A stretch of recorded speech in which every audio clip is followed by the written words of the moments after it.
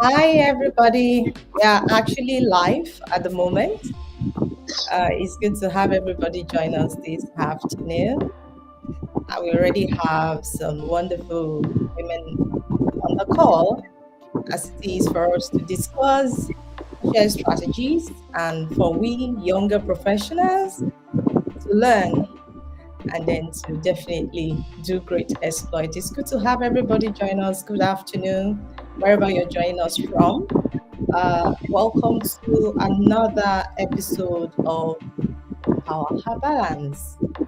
I will just give us a few seconds while we'll kickstart in the next few minutes.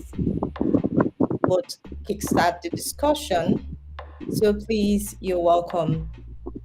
For those of us joining us for the first time, this is a monthly podcast designed to help professional women navigate the complexities of maintaining harmony in their professional and personal lives.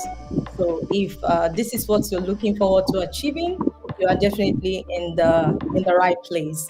So, while we give ourselves some few minutes, as I mentioned earlier, we want you to please drop a chat.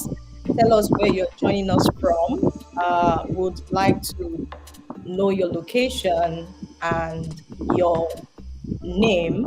Although we're going to have who's in the room shortly, where you get to tell us more about yourself. But in the meantime, if you're joining us on YouTube, if you're joining us on LinkedIn, you can please drop your location so that we can know where you're joining us from this afternoon.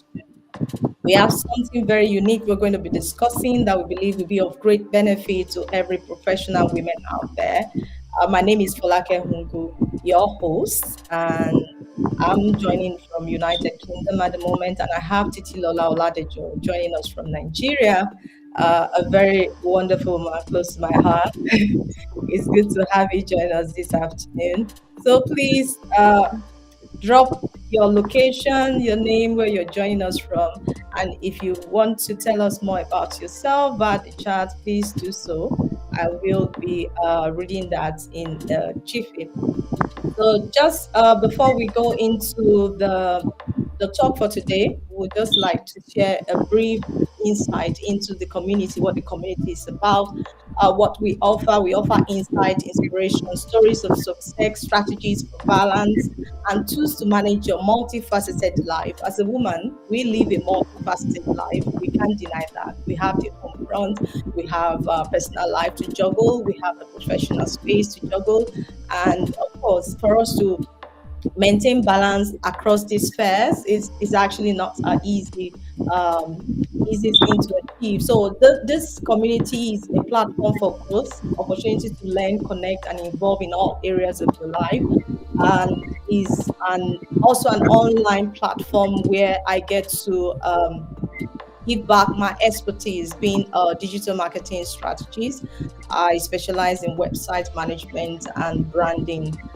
So if it's something you like to me to come in to offer my professional expertise at no cost, I will be willing. Is me giving back to this community of wonder women that we come together every month to share um, our aspirations and to learn and connect. So if you're looking to join all of our pages, please, you could use the QR code to join any of our platforms. We're on LinkedIn, we are on Instagram, we are on YouTube. All our podcasts are recorded on monthly basis. You could actually catch up with any of the topics that are actually very dear to you, or you believe you're going to learn a lot.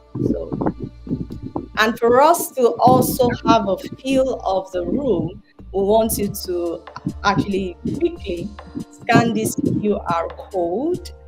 And one other thing I'm going to do is to drop this as a chat as well, so that we are able to um, click on the link.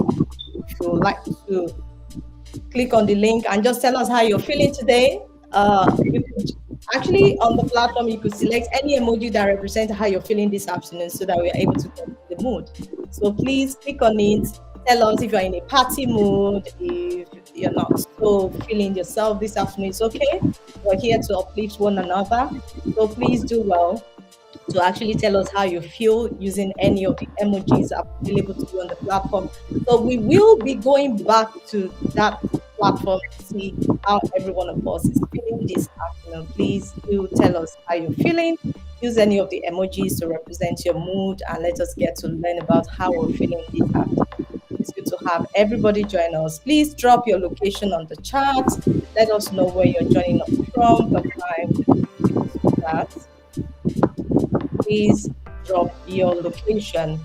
And quickly, we'll go into who is in the room. Do we have anyone that would like to say one or two things about themselves? But we can definitely start with our host. Uh, she has over 30 years in the financial services. Let me just start with that, including a decade serving on various boards. So, who wants to talk about work culture and how to stand out for you?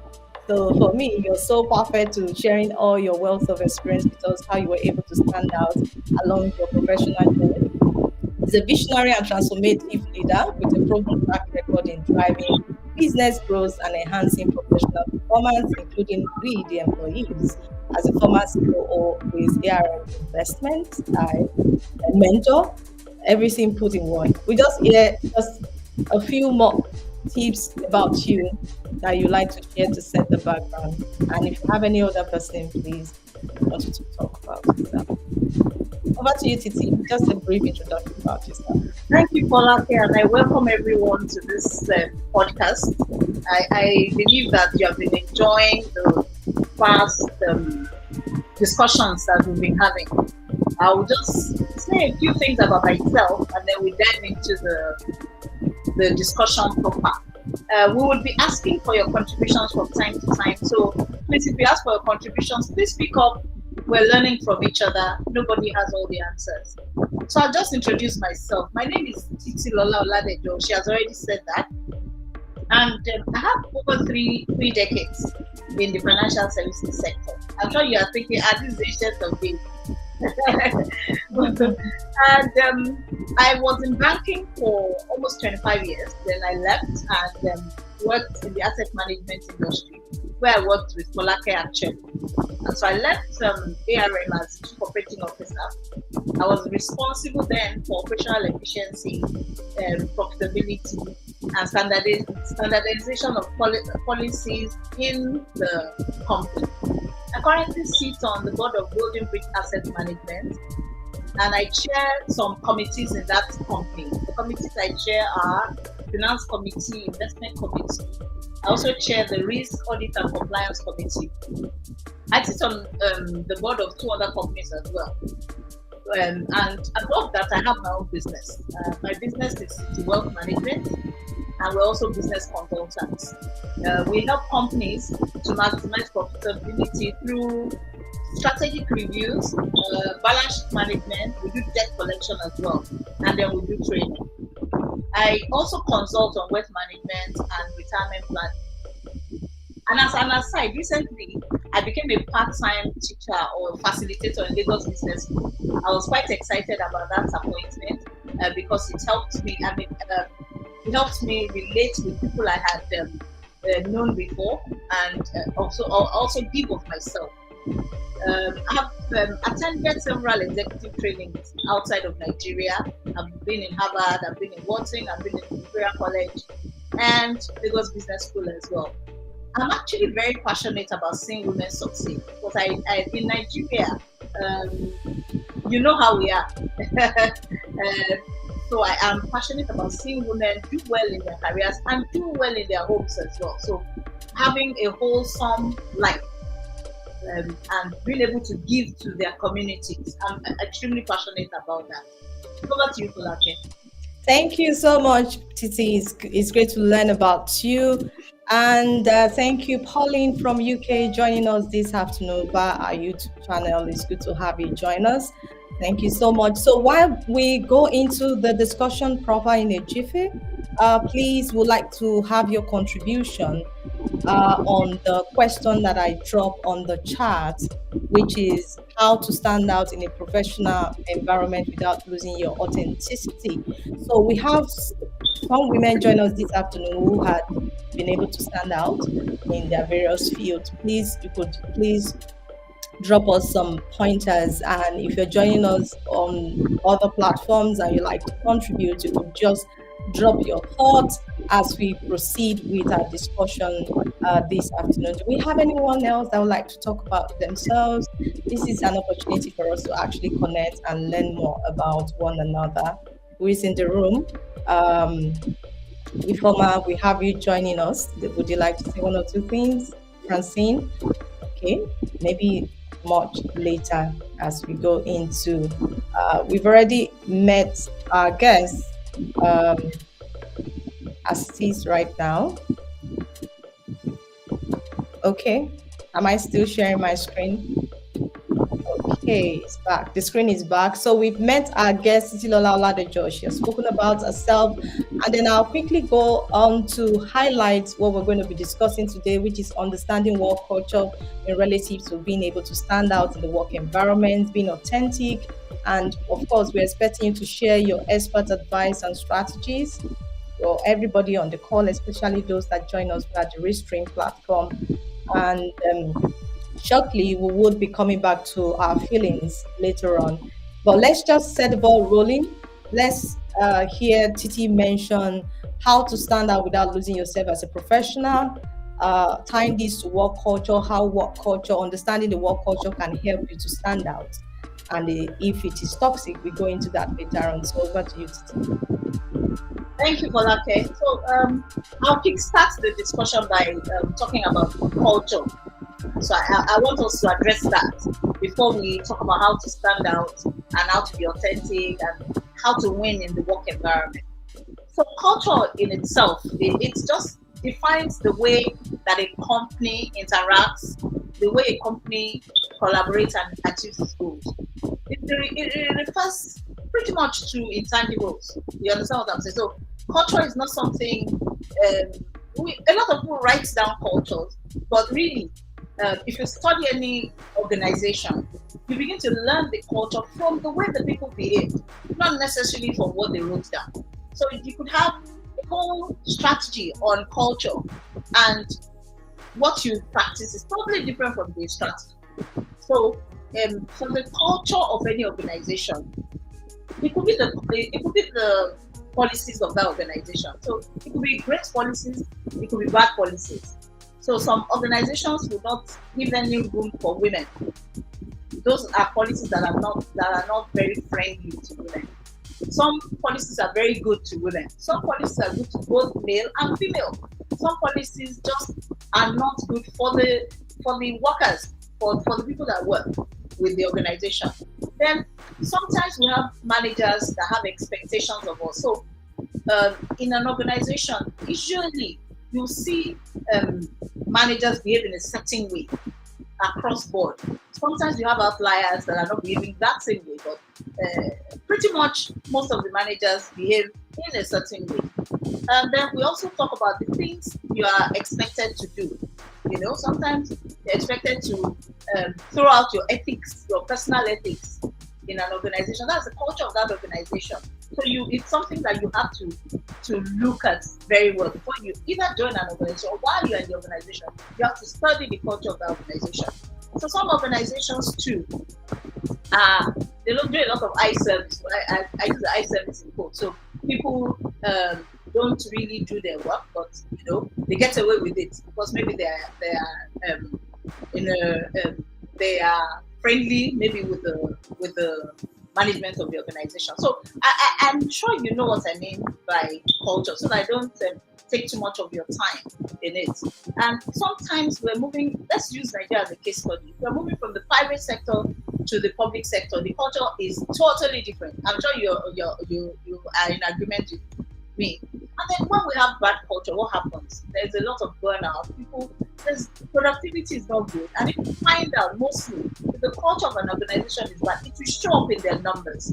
And if the culture of the organization is good, it will show up in their numbers because the culture affects the people. So if the culture is people friendly, then you have it show up in the numbers of that organization. So when you understand the culture of any organization, what do you do? I mean, how do you even observe it? How do you see those things?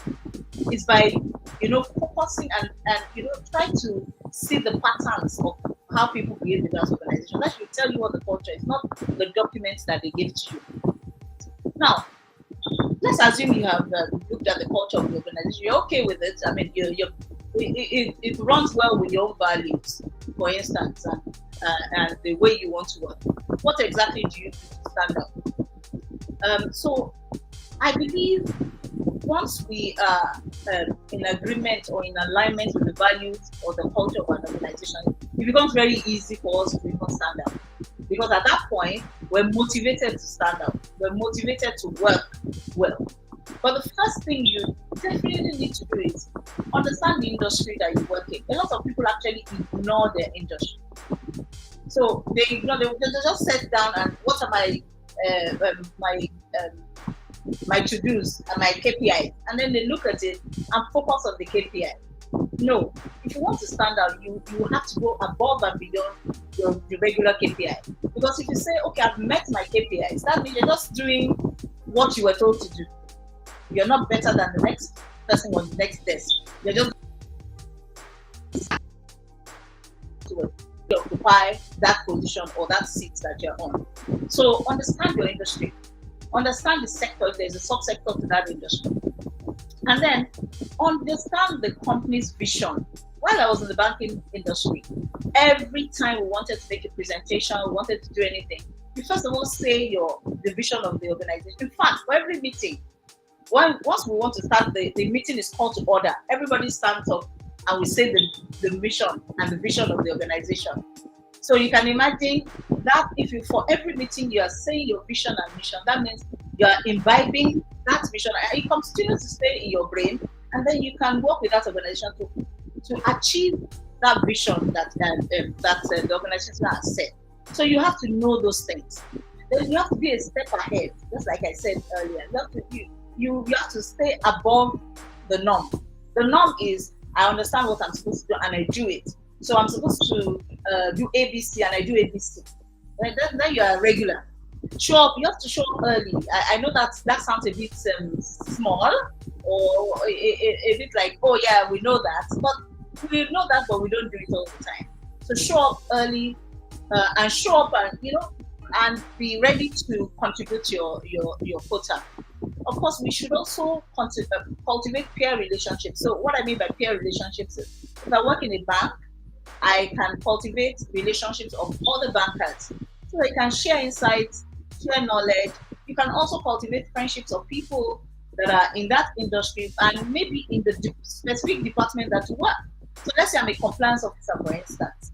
I would like to, know other compliance officers in other industries because there may be some things that they're doing that I'm not doing in my own firm that can help me navigate that organization and do better than the other people there. And then you also have to be organized. I won't speak too much on that so that we don't waste the time.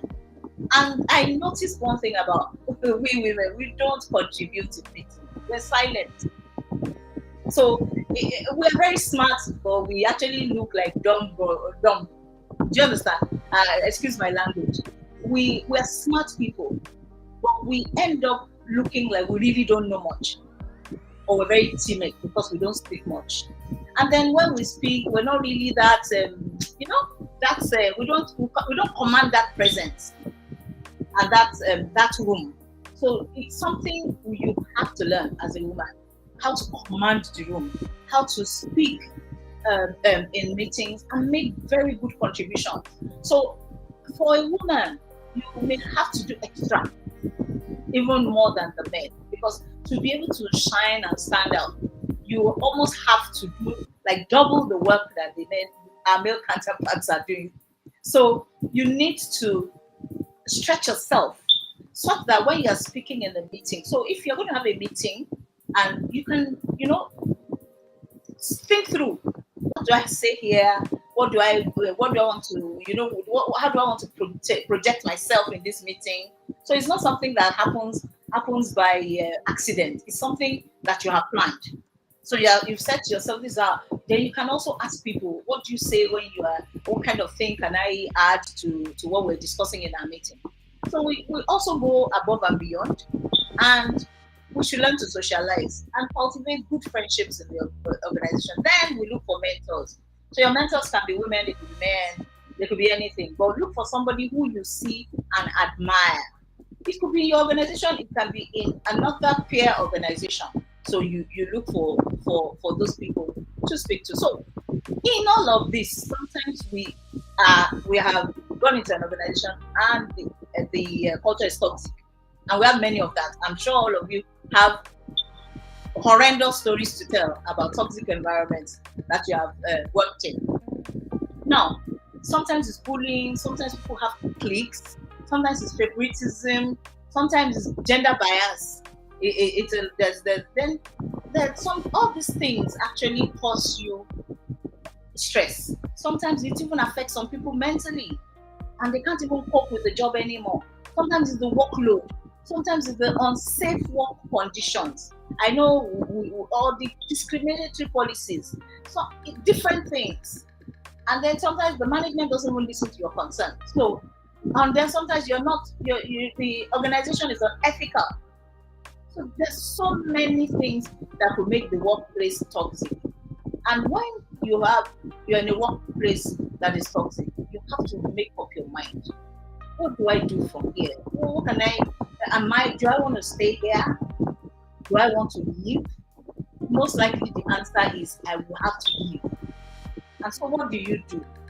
So sometimes we're able to leave immediately. Maybe we are financially okay, so we can move out immediately, and then you understand, your living conditions will not change in any way. But maybe also we're not able to, maybe because we have bills to pay, and we have to exist in this type of organizations. What I would advise is that if you notice in every organization, there are few people that influence the culture. So, like I said, you have to be able to look at the organization very well and be able to read the organization. So, usually we know the people that are driving the culture of the organization. You always know. If you don't know, you can ask who are the influential people, who are the people that make the decisions around here, so that you understand where that culture problem is coming from. If you understand that and you are not able to leave immediately, I believe that what we can do is tactfully try to influence those people. So there are different ways you can do that.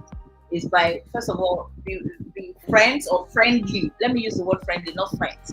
Be friendly with such people, and then begin to, tactfully bring up some things in the culture that they could do differently in that organization. It's not always easy, because usually when you are not a fit into an organization, then you start having a problem. Now, if the toxic nature of the organization is unethical, completely bad ethics, or serious bias against women, or serious bias against maybe tribal bias, whatever it is, that that there's no way you can change or influence those decisions, then it's a bigger challenge. Of course, then I would advise that you begin to look for work in another organization. Right. However, I have noticed that sometimes most of us stay in very toxic environments because we're afraid. We're always afraid to move to the next job, because we of course we want to pay our bills. We need the job for so many reasons. So if you're in that kind of place, then I advise that you try and maybe get extra education, whatever it is. You can plan. You plan for time to exit that organization, but exit you must. And you have to find out yourself, if I can't withstand this culture and I have to go, or sometimes you have to even go. And then but if you're good at what you do, over time, in my experience, once you are very good and you're very knowledgeable about what you do, you will always find another place to step into. I don't know if I've taken too much time, Folake, Thank you so much. Thank you so much, Titi. on that I think topic. yes, you've been able to speak a lot. Like, have been listening keenly to everything around what is work culture, how do you use it to stand out, and when it's now toxic, what are the things that you need to do, the steps you need to take to get out of that environment or to try and influence it positively to suit, to make you feel comfortable, and then to continue to work in such environment. Very insightful. Thank you so much. Please, would like to take contributions from other women on the call. What are your thoughts around work culture? How can your understanding of work culture assist you in standing out in a work environment? And when it's toxic, what are the steps you need to take? What is work culture to you? How do you stand out without losing yourself as a professional? Please, will appreciate other thoughts around this. You can unmute, you can drop a chat, and if you like to share your strategies that you've used in standing out in a professional environment, please do that. I dropped the question earlier on, and how do you stand out in a professional environment without losing your authenticity, without losing yourself? You can please share your thoughts in the chat. Do we have anyone on the call that would like to contribute to what Titi had said so far? Francine, Ifama, Glory, thank you so much for joining us. Hi, Falake. If you don't mind, like to contribute a little bit to what your co-host has said. I Work culture is extremely important. I've built a career around work culture, and for me, I think when Sorry, you are apologies, Francine. Sorry to cut you short. Titi, could you please mute in the meantime? Thank you. Yeah, go on, uh, Francine. all right, thank you. Yes.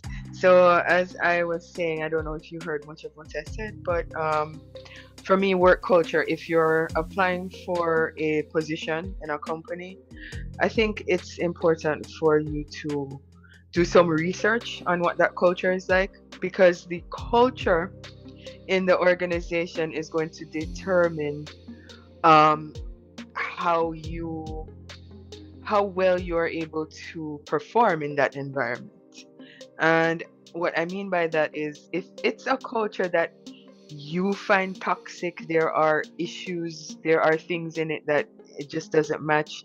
Let's say, as a female, I'm going to use female example because I'm a female, and you have children, and it's a work environment where they expect you to be on call 24/7.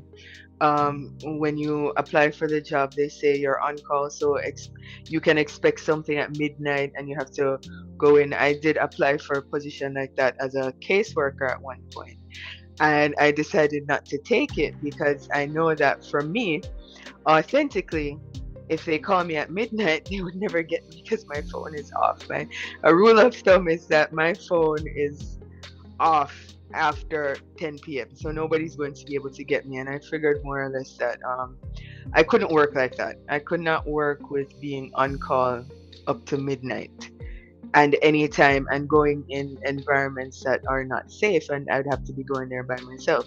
So I decided that this was not the position. And um, even though you have your bills to pay and all of these things, it's really important, because at the end of the day, when you start and you're in that environment, what's going to happen is that your mental health is going to take a toll, and then your physical health is going to start taking a toll. So it's really not worth it. You have to figure out who you are, how you are able to work best, and find the environment where you can at least be 80%, getting what you want and how you can function. And that's just what I wanted to add, because I believe that's a very important aspect when you are job seeking. Thank you so much, Francine. Do we have any other contribution from anyone before we go into the next? Okay, so we move into the next, which is where we are actually looking forward to hearing some real life examples of professional women who have successfully maintained their authenticity while excelling in their career. Do we have anyone who would like to share how they've been able to achieve any kind of milestone in their career while maintaining their authenticity? Do we have anyone?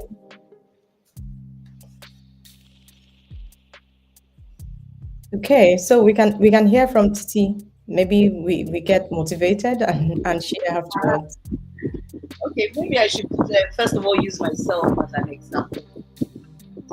I started banking career, greenhorn. Incidentally, I studied chemical engineering. So going into the banking industry was a total new thing for me, and it was something I wasn't used to. So I had a lot of colleagues who had studied banking and finance and all the relevant courses that were relevant in the banking industry. So I was coming in from a totally different background entirely. And what I knew, uh, what I saw immediately was I needed to catch up.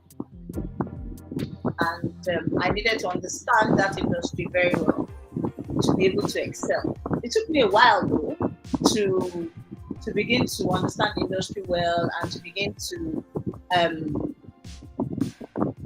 stand out within the organizations I worked in. It took me a pretty long time because we went slam bang into the career with just a little time for yourself. So in Nigeria, where I work, banking is very hectic. So you go in 7:30, 8, and you come out maybe 10, 11, 12 in the night. So it was really, really hectic, and I couldn't really find time to study, to do other things. So I was just learning as we went along, and of course, took a toll on my personal life as well. But I didn't really have time for myself. But subsequently, I learned to prioritize. I learned to understand the industry. I learned to understand the culture of that industry. Because in Nigeria, the industry has a culture, sort of. And I learned to navigate in the organization. And I found out that as a woman, you can actually be quite successful, regardless of the fact that in the environment that you live in, there may be a bias, a female bias to women, because they may not want to give you certain roles, maybe because they feel that a woman is, they think we're actually very sentimental. They think we may not know as well, or we may not be able to perform as well. And sometimes they feel that we don't have the capacity to have the staying power that the male folk have. But I learned that as I began to understand my work better and as I began to do better on my seats and even do over and beyond what we had, I wasn't looked at as a woman anymore. I was looked at as a staff. That was when I started to gain the victory or the mastery over what I would call biases or whatever it is that we have on the job. And I learned that I had to understand myself. Understand who I am, just like you said earlier, the lady who spoke. If you have to understand yourself, you have to know your limitations, your strengths, your weaknesses, and if you can understand yourself, it makes it easier for you to be able to stand out anywhere in anything that you do. In the sense that you will be able to take your weaknesses and work on them, and then take your strengths and showcase them very well. Coming from the engineering background, we didn't used to do things like presentations and all of that. We had to learn how to communicate effectively. So to be successful and to have that, you're not sitting in another person's seat, sort of. How do I call it? You're not representing somebody else but yourself. So you have to create that brand for yourself. So you are creating a brand that says Titi is dresses like this. When she comes to a meeting, she says profound things. When you give her a job, she does it over and above the time frame that you have given to her. And then she goes over and over and she gives good suggestions. So it's a matter of branding yourself. And then you begin to get noticed. Now, somebody might say to me, I've branded myself and nobody's noticing me. There's a lot of buyers around here. And it's a matter of time. And you can never lose on anything that you have learned. You can never lose on creating yourself. I would also give an example of a lady in Nigeria. Her name is Mrs. Ibufa Oshika. She used to be the chairman of the board of directors of one of the biggest banks in Nigeria, First Bank of Nigeria. And she's a Christian. She has children. She's married. So she's been able to combine all of that. And she's a speaker. She's a public speaker. So she speaks her faith very openly. She's a faith-based person and she speaks it very openly. She also ran the board, almost like a man. So you can see women that have come up. In Access Bank, we had a woman who was a board chair, and after she left, another board chair was a woman. So we've been able to, go above that, all those biases that people had or that felt that women were not able to do those things. And your femininity, honestly, to me, is a good thing because if you walk into a room really as a woman, um, in this part, let me use this part for you. It's easier for you to get the attention of a man. Am I correct? So you walk into a room, most of them will say, "Oh, if it's a man now, nobody will speak to him. He has to take." But you're a woman, you look nice, you speak well. It's easy to say, "Oh, good afternoon. My name is so so so and so," and people kind of listen to you, have a bright smile. You're welcoming and all of that. What am I trying to say? The future is in our hands, and we can actually deal with it however we want to, in the sense that we can begin to plan for the future and what we want from now on to what we want in the future by doing certain things that keeps us above, over and above our peers. So we also see, of course, Kamala Harris, if I may mention her name, and then some other people in the US, some people in the UK. You see women really coming out and being successful in what they're doing. Now, the women in Nigeria that I've interacted with, we have a group of women. We call it Women in Business. Like it's an organization that's Women in Business that I've interacted with. They had families. Their husbands understood them. Their husbands gave their permission for them to be how big they could get. So it's a matter of managing all of that. So you have too many stakeholders. You have church, if you go to church, you have friends, you have your husband, you have your family, you have so many things grappling for your time and the space in your head. But it is being able to manage it, put them in compartment and manage it very well. And you can only do that by being extremely intentional about how you manage those things. And like the last speaker said, she said you cannot. Maybe you're going to work in an organization. You have kids, little kids, and somebody's telling you you can't. You have to be available 24/7. Then you have to juggle it and think through it. Would I be able to? Do I want to leave my kids? Do I want to? You understand? You need to be able to juggle all of that. So we have a lot of women that have over time, presented themselves and they have been able to succeed in whatever they do. Personally, too, I sit on some boards, I chair some committees, and recently somebody from LBS just called me up and said, "Would you be able to take some classes in Lagos Business School for people that are not Nigerians?" It's supposed to be Lagos. It's just like our own Harvard. So to speak to a class, and honestly, I was excited. I took almost 2 weeks to a month preparing for that just one lecture because I wanted to do it so well that they will call me back. Because for me, it would look good on my CV. It will help my brand. Do you understand? So I actually went all out. I was shaky sometimes. I was But when I went for it, because I had planned and I worked so hard, it came out actually okay, very okay. The guy was excited and he has given me other work to facilitate. So we're just talking about being authentic. So not sitting in another person's shoes. So you're sitting in your own shoes. I have friends that are good in other things and I'm good in other things. So we can all actually survive and succeed if we actually know who we are. We have a we're all standing out in our own professional environment. Thank you. Thank you so very much, Titi. I hear a lot about creating a niche for yourself, branding yourself, putting yourself out there, leveraging on your strengths and working on your weaknesses. Very, very key.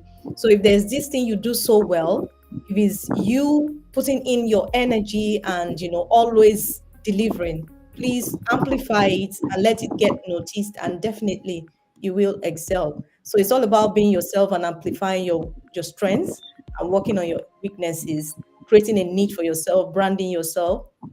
So personal branding also come in handy even in the professional environment. You need to be known for something that you're very good at, so that when they have issues or they need somebody or they want expertise in that area, they know that, oh, you should be the go-to person. I believe I'm able to interpret that very well.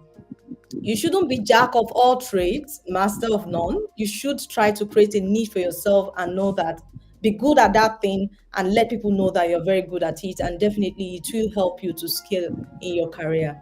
Thank you so much. We have Pauline Barrett actually dropping some great comments on the chat, talking about the fact that she's been appreciated because she's fortunate to work in an environment that is multicultural company. So there are no biases at all. So she also dropped in a thought about self-development in all aspects. So you also mentioned that you amplify that a lot, not resting on your oars. You need to develop yourself. You really need to be good. You need to double up if you want to compete favorably in the work environment and be able to achieve great success. Sometimes individuals often feel negatively represented due to individual cultural biases and assumptions. Sadly, okay, she pointed out that it sometimes you might put in all the work, but due to cultural biases or assumptions, you might be re-represented, or a wrong assumption about you might be out there. So again, it's all about us trying to change all of this impression, I think, from my perspective, by consistently amplify who you want other people to see about you, the good things about yourself over time. Thank you so much, Pauline, for sharing your Sorry, thoughts. okay, can I come in for the feeling negatively represented? Because I see it happen a lot in the workplace, Mm-hmm. right? Or maybe Polly would like to speak to it. Oh, she's actually joining from the YouTube channel, so she's not able to Ah, speak. okay. Okay. So when you actually feel negative, because I know a lot of people do a lot. Sometimes you do a lot of work. You know you're good. You know your colleagues know you're good. However, you are passed over, maybe promotions, maybe whatever, or there's absolutely no recognition whatsoever, or your boss takes your work and then does not give you any credit for it. Now, Mhm. what I have seen over time is what they call the politics in the workplace. So there's politics in the workplace. Sometimes, for me, it took me a long time to be able to understand those nuances of the politics because I'm just not wired that way. I just want to do a good job and walk out of it and then go. So sometimes we need to understand the politics of the place. I had to start learning that the emotional intelligence to be able to put my work out so that people will know how good I am.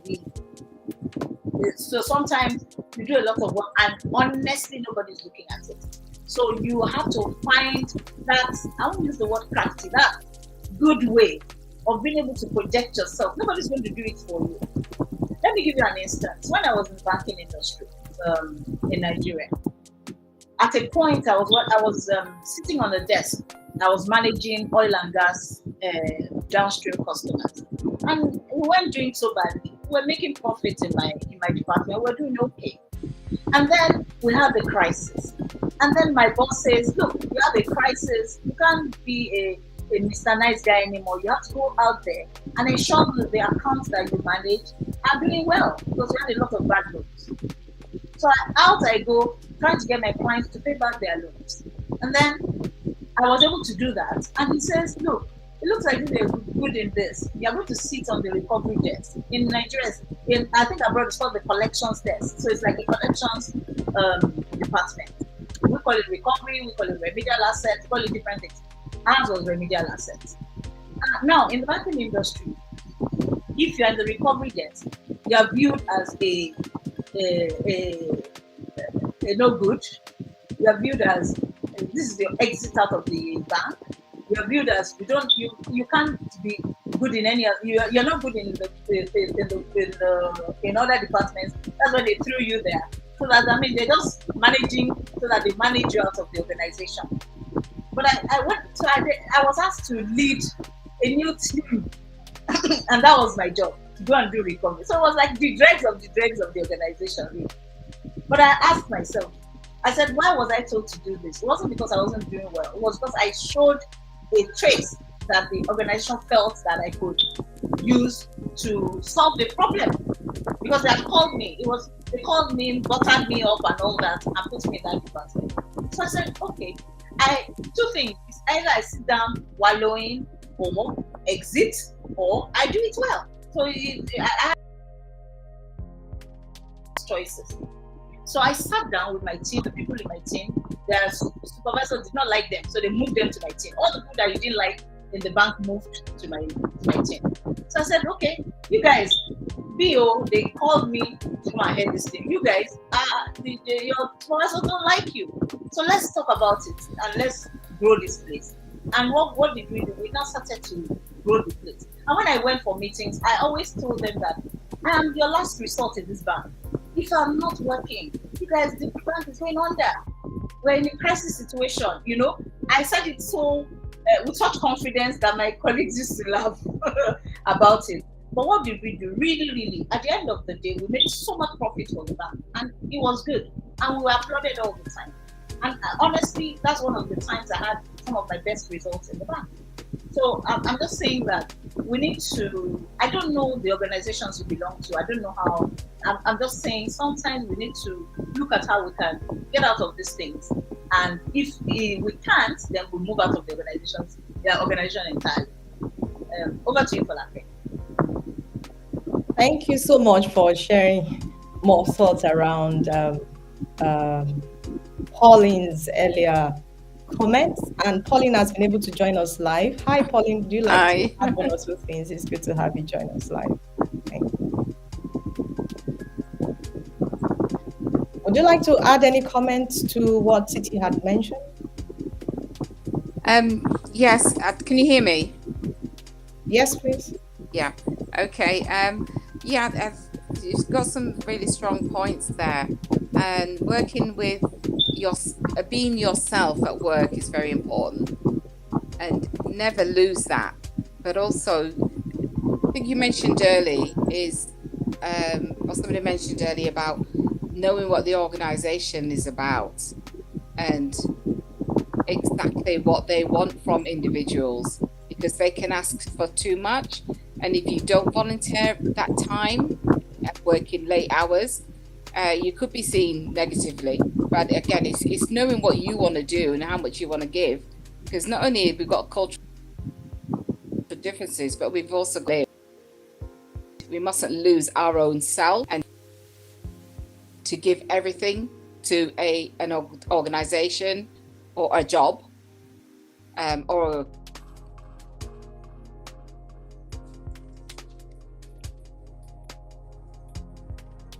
Yeah. Okay, thank you so much, Pauline.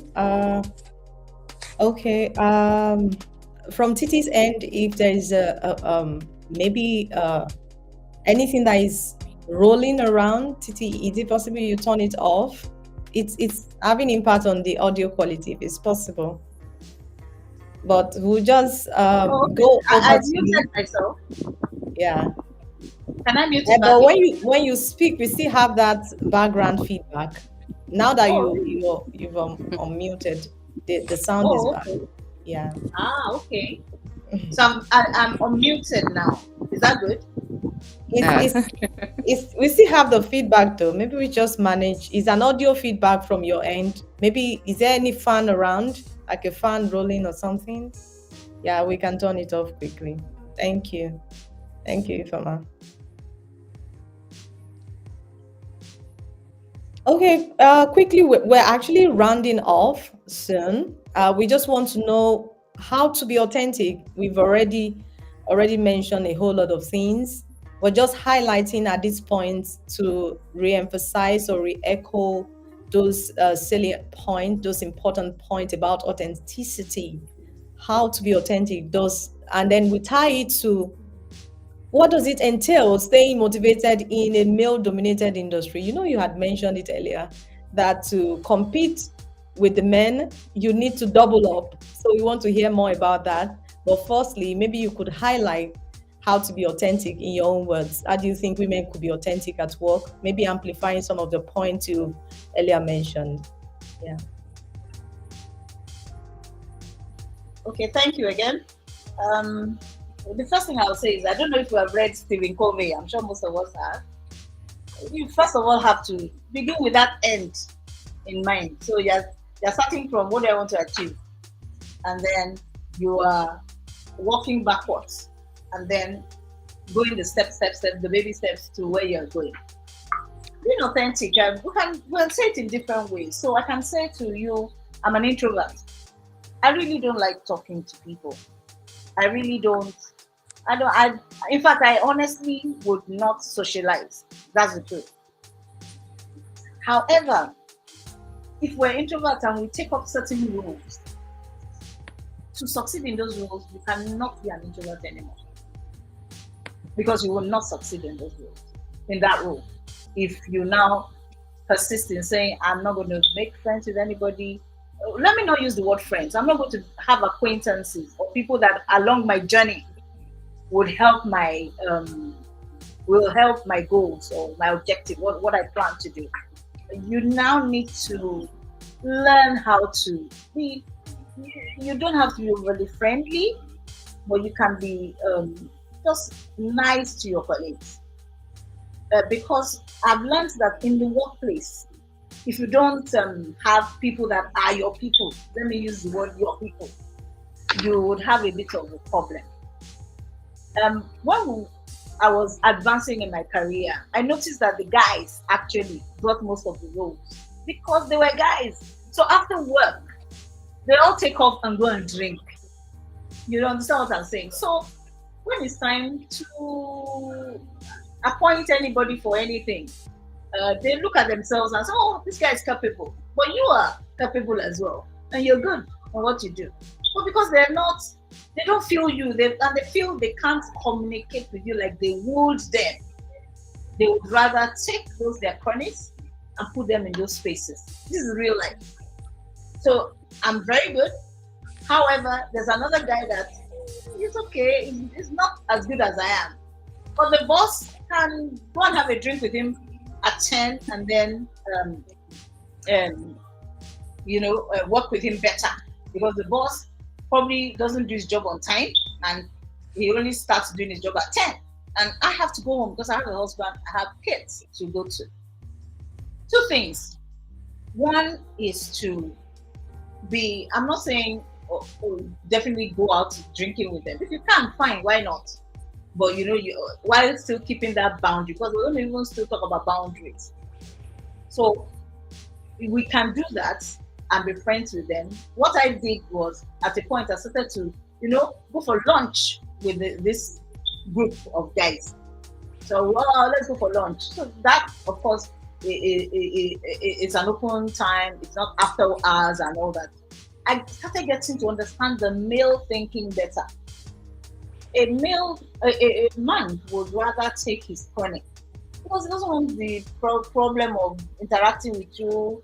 I am on my period. I have to stay. I have a headache. he doesn't want all of that. So he is more likely to choose a male counterparty. But if you can, have that healthy relationship, let me call it that, very healthy relationship with those people that make those decisions. So they're healthy relationships. If you can make those healthy relationships, they begin.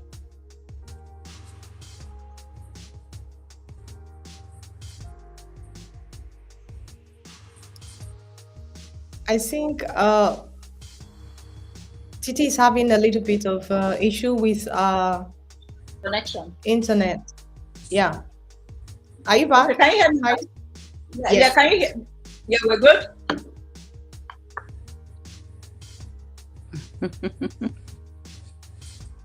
Yes, we're good. We can hear you clearly. Please go You on. can hear me now. Thank you. So, like I said, healthy relationships. I learned it. I learned to be, for me, I just go home. I'm doing well. Yes, I'm doing well. But I was passed over. Why? So I needed to learn all of that, and I needed to understand, like I said, the male mind. And I also needed to still remain feminine. I don't have to be a man. I don't have to compete with them on that level. I'm still feminine. In fact, they're protective of me. In fact, right now they're the ones that give me um, most of the contracts that I do outside of work now. So my guys, I call them my guys. So they're my guys, and they do all of those things. But there's a healthy boundary between us. So it's not like my guys that you slap me on the back or slap me on my waist. Or no, they're my guys, but there's a healthy boundary between us.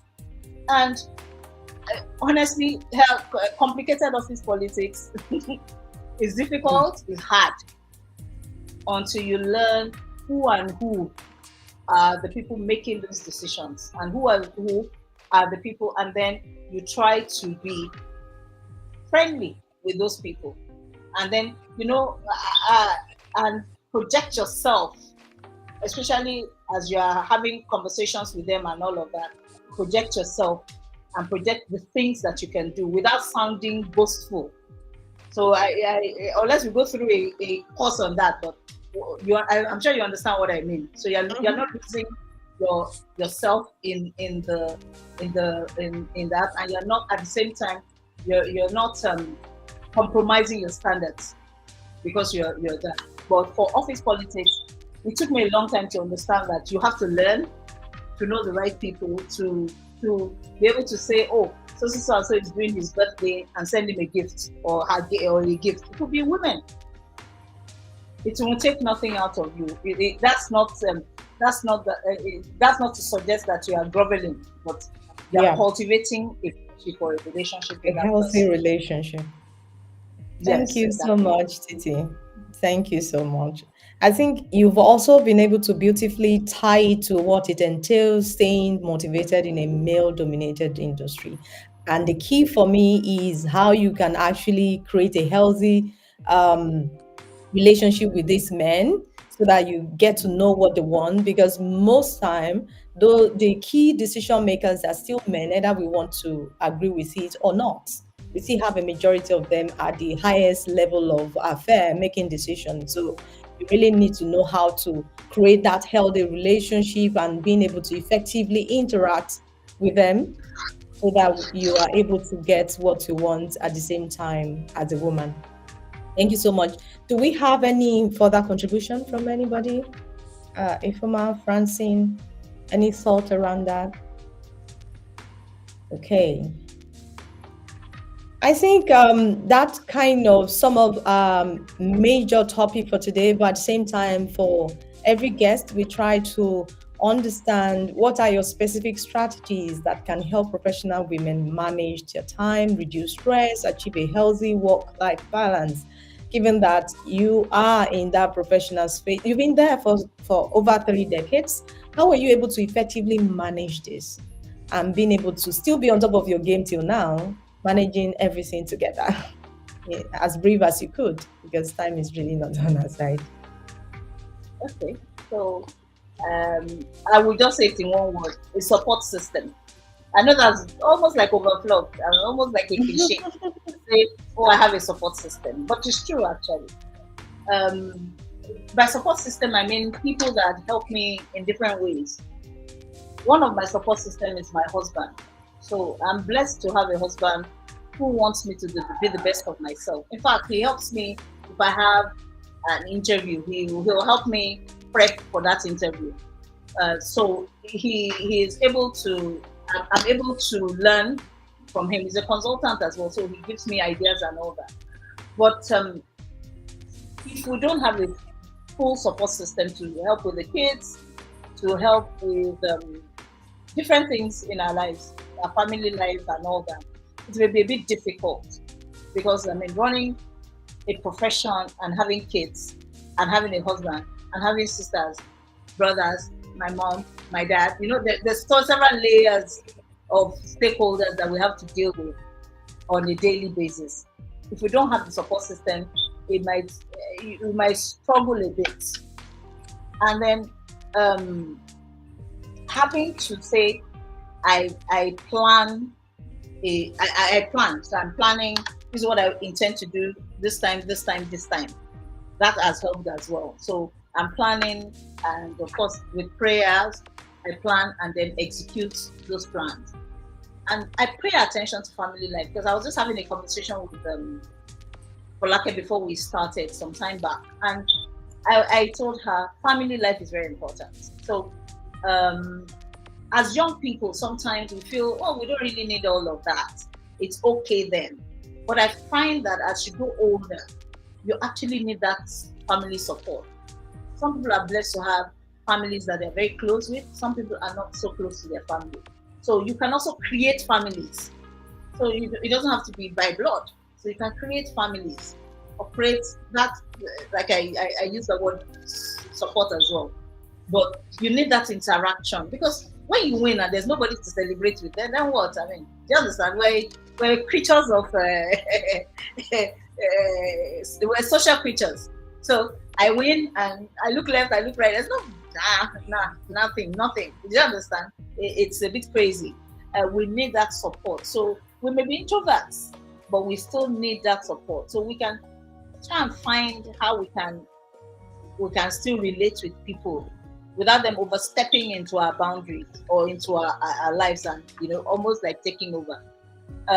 So mostly I look at how you can do all these things together. So still have the family life, still have the creating the fun times, finding time to rest and go to vacation. Without them overstepping into our boundaries.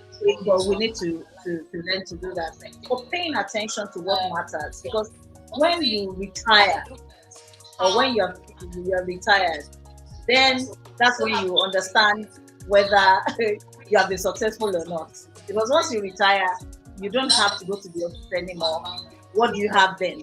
Is it going to be complete silence and emptiness? So we need to cultivate both. It's not easy, especially when we have young kids growing up, but we need to find time, even if it's like scheduling. Because when I was still working, I used to put on my phone times to call my husband. One day he saw that I was very mad at me. So you have to schedule time, you can't remember. And I said, I get lost in the office, so I don't remember all these things. So I scheduled it on my phone to say, call, then I will now call him, hey, hi, how are you? But I had forgotten actually, but I had my reminder there. So I'm just saying, being able to navigate all of that to say, at the end of the day, after being successful, what next? So we need to find for ourselves, what is success really? I mean, I'm sure a lot of us have argued that. What is success? What exactly is success? Success to you is different from success to me. So I have to build my own life based on the things that would matter to me.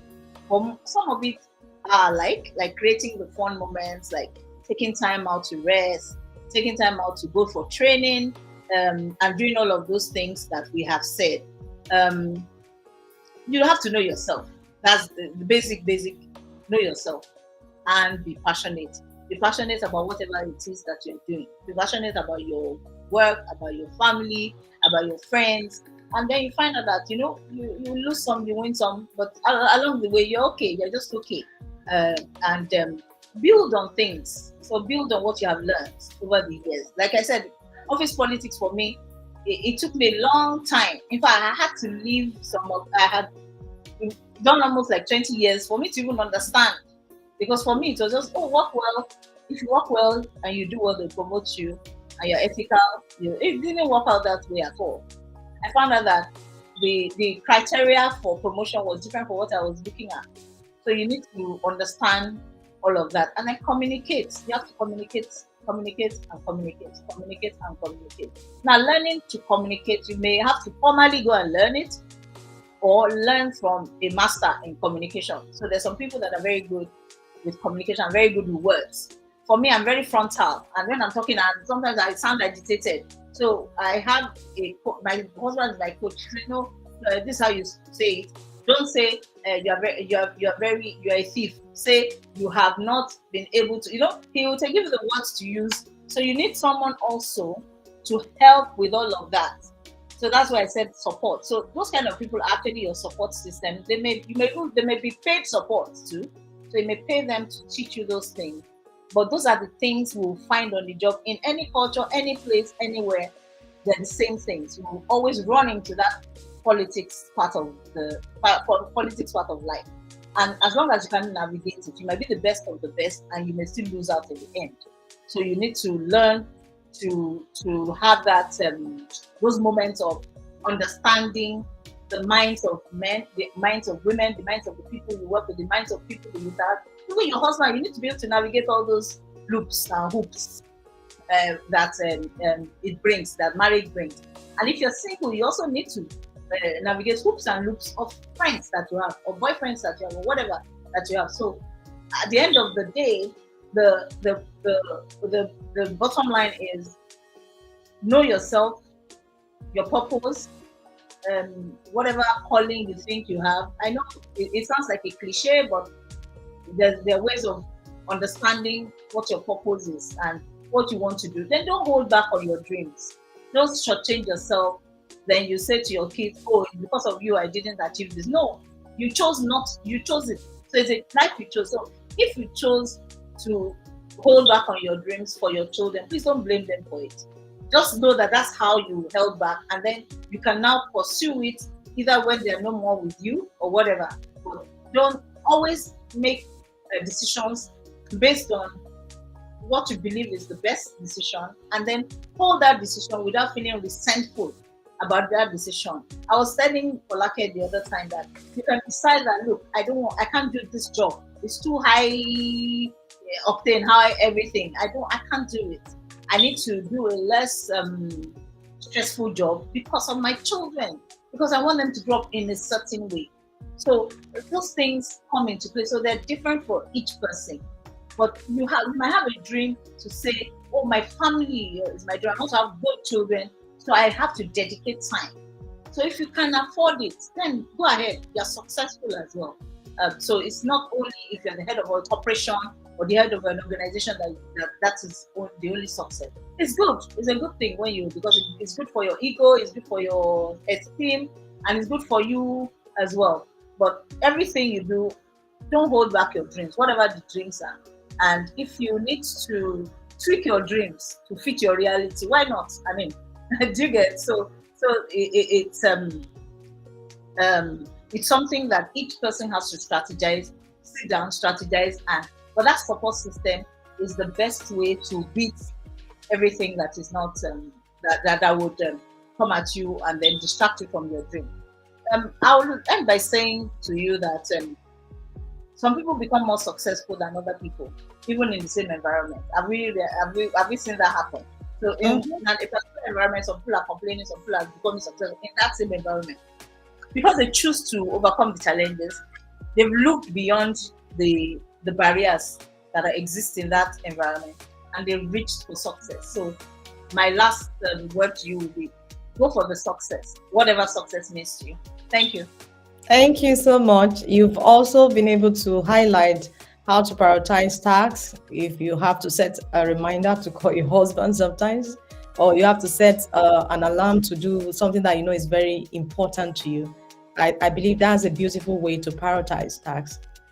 Set professional boundaries. You've mentioned these over and over, creating healthy relationship with those that matter, and maintaining personal well-being. You've also been able to speak on these as well. So if we have anybody on the call that would like to share their thoughts, please, you can use the chat or you could indicate by speaking from the Restream platform. We are rounding off. Please quickly, in what way, because we try on every episode to put it out there, how can the institutions around us, governments, organizations, better support women in achieving a healthy work-life balance, particularly in the workplace? How can institutions help us to do this? Based on your experience over the 3 decades, what do you think are the things that could be tweaked? Let me use your word to create a better support for women. So women are different. I mean, we're all women here, and when we have our periods, we know what we go through. The men don't just give; they don't understand at all, but we understand very well the things that we go through. So if organizations can, first of all, understand the female species, to say we will walk around some things. We have little kids, so you're just giving birth to a kid. You have to breastfeed the kid. You have to take care of the kid. The kid is crying all night. You're coming. There must be some organizations have been able to, you understand, create those atmosphere that is good for the women. So we need to, if I own an organization, for instance, first of all, understand what is happening in the lives of my employees, so that I can create policies that would not impair or impede the profitability of the organization, because it's very important too. We can't all be running around saying we're pregnant and then the organization is dead. So it has to be things that would help the organization grow while still recognizing that a woman is a woman and a woman has certain peculiarities that they need to work around. So some organizations give you more time when you're pregnant. Some organizations will have a creche around the organization. Some people would have different things to for family comfort that you can have. And then as an organization, you need to, if that's to run your own organization, first of all, understand each staff and be able to work around their peculiar needs without, like I said, impeding profitability, because that's the most important thing. If you don't have profitability, you can't pay their salary. So that and you can create fun times. For like me, there was a time in my career, I had a team of Gen Zs. I didn't know what to do with them. I was so old. I mean, in my mind, they were Gen Zs and their life was totally different from mine. Totally. So I was doing what I do before, and the way I was working before, and I was successful in that, I applied the same principles. But it didn't work. They all hated me. There was a 360-degree appraisal, and they said horrible things about me, horrible. Until I sat down, that was the worst time of my career. I sat down and I said to myself, I've been nice to these people. Why would they say such horrid things? So I called them into a meeting and I said, look, you guys, I'm not even angry. I'm just perplexed because all my working years, my staff always loved me. You guys hate me. Why? So we now sat together and they told me what their issues were. And I understood it. So they're the kind of people that like all we just got a business. We just cleaned the deal.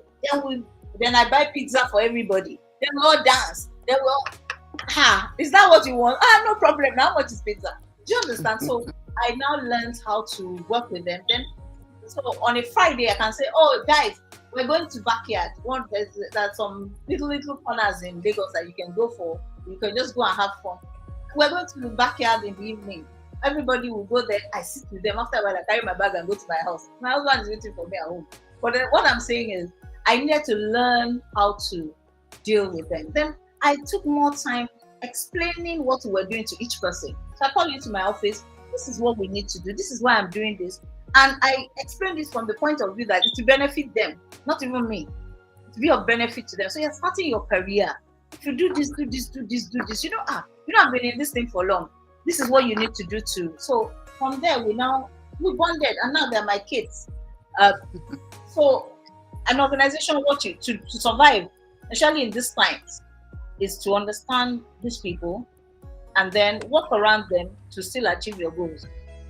And then being able to also say no and to tell them you don't fit in here, leave the organization, because I mean times will come when you have to do that. Does that work? Yes, please. Thank you so very much. So, in just one word, what would you call your personal strategy that you have found most effective in achieving balance as a professional woman? What's that personal strategy? You can just mention one because we really Only don't one. have time. Okay. Only My one. that I've been able to is mostly having people around me to help me. Awesome. Yes. So I have a driver, have a this, have a cook. Do you understand? To so that I can just have time to think and do certain things. And then of course I'm thirsty for information. So for me, Mm, even though I'm working on my own, I have my own business, I still wake up at the same time in the morning, maybe a little later. I still take a walk in the morning, like I'm going to the formal employment I had. By 9 o'clock, I'm seated at my table. Nine mm, o'clock on a daily basis, I'm eating breakfast and I'm seated. I may not do anything. I may just start to look at my mm, Instagram or do something, but I'm seated. So I have cultivated a habit. Actually, habits. I would use that word habits too. So I've mhm. cultivated a habit to still behave as if I'm in the office. So that habit has helped me. It has helped my business to grow as well. And I don't lose my dreams. I've not lost Thank sight of it. you. Thank So you. thank you If for your we time. Yeah, thank you so much. We've actually learned so much from you. And in terms of advice, I believe you've given us so many advice already. We might not necessarily go to that, but for the purpose of everyone on this call and for those that are joining us from other platforms, we'd like to hear from you in terms of feedback as to your learnings from these sessions. What have you learned? How has this helped you in any way as a woman? We'd like to hear from you so that we were able to improve on what we do at every point in time on this in this community. We're able to come up with more topics that would address our pain points. If there are specific things you also want us to talk about, you can please drop it as a sort of feedback.